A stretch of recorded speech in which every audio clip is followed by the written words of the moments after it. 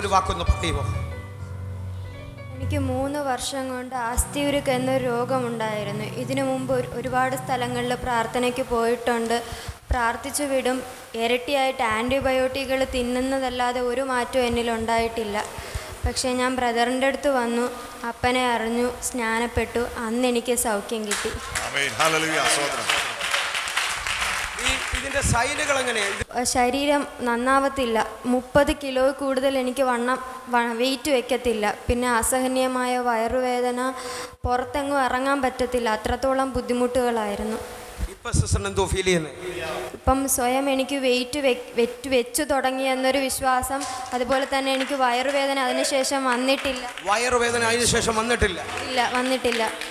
നിങ്ങൾ എത്ര പേർ വിശ്വസിക്കുന്നു ഈ സൗഖ്യമാക്കിയ ഈ സഹോദരിയെ വിടുവിച്ച യേശു ഇതിനകത്ത് ഈ മിനിറ്റിൽ നിപ്പുണ്ടെന്ന് വിശ്വസിക്കുന്ന ആരെങ്കിലും ഉണ്ടെങ്കിൽ അവരാ കരമുയർത്തേണ്ടത്.